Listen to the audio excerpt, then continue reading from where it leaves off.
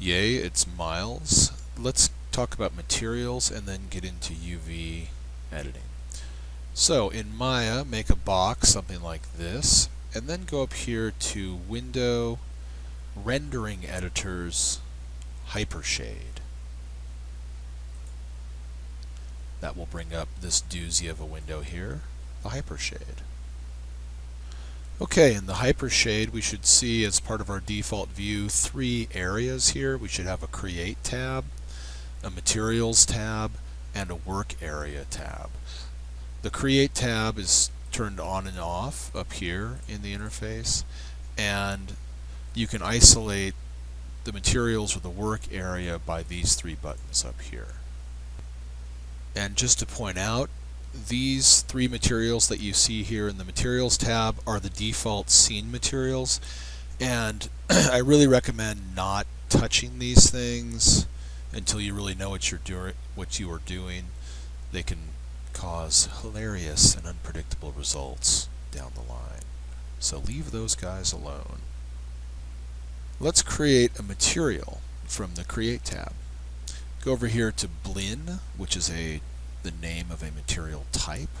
Click on that, and you'll see a couple things changed here in our scene materials. We have now a 4th material, Blinn 1. Since it's the active material, it shows up down here in our work area.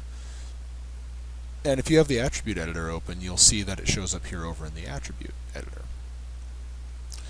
So let's go look at this over in the attribute editor, and remember Window, Attribute Editor if you don't have the attribute editor open. Okay, so what we see here is we see the name, we see the material type, and then the name. We see a sample of the material, and then we see these common material attributes and a bunch of other stuff down here. But let's worry about the common material attributes today. First off is color.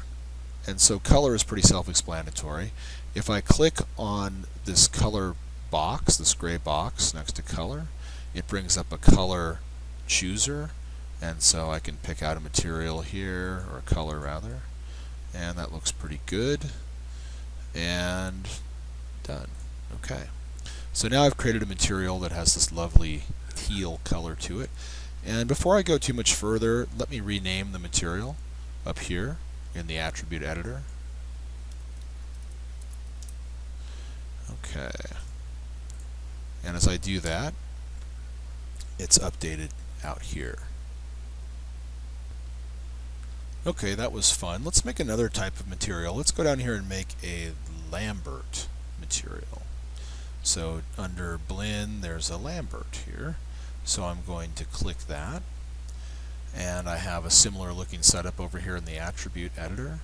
And I'm just going to go to the color bar again, and I'll pick another color here. And we'll give that a name. Okay, so I've got my 2 new materials here in the scene, and that's pretty great. Just to point out, you'll notice the difference between a Lambert and a Blinn right away. A Lambert has kind of a matte finish to it, and the Blinn has more of a shiny surface. And these are all attributes, shininess and matteness, that we can control over here in our attributes editor.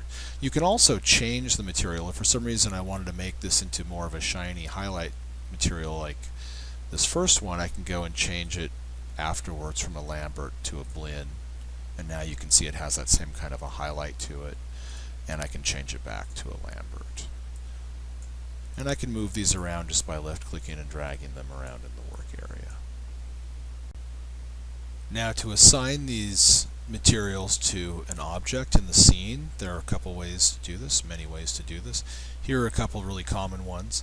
One is to go back out here into the scene and just right-click on the object and choose Assign Existing Material.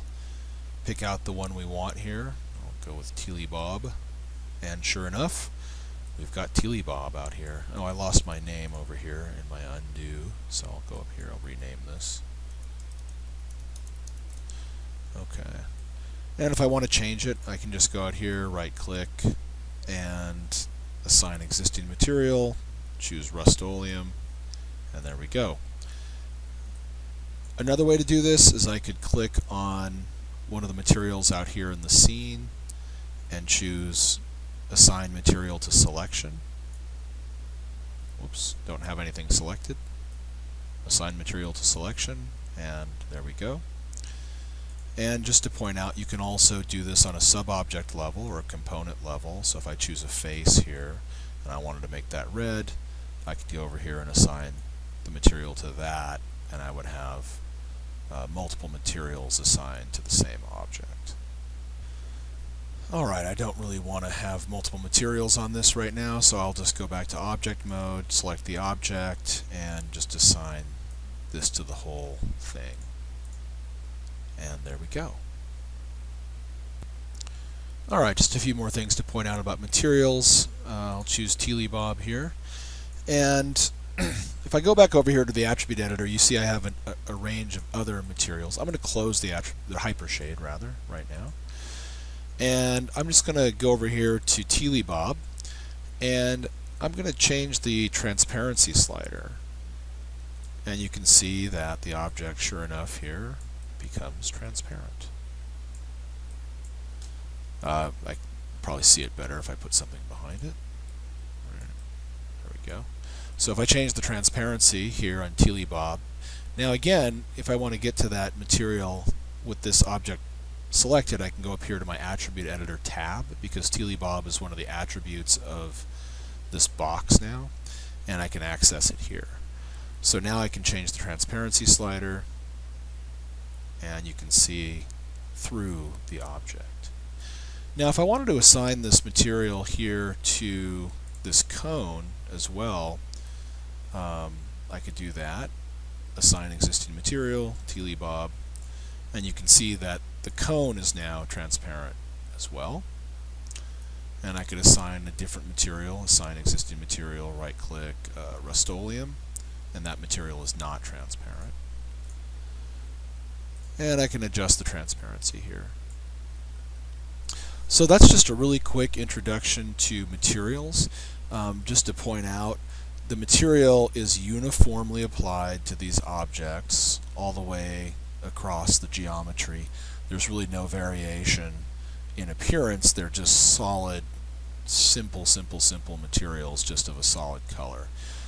In the next lesson, we're going to get into UV mapping and adding some two-dimensional materials onto these objects to create a much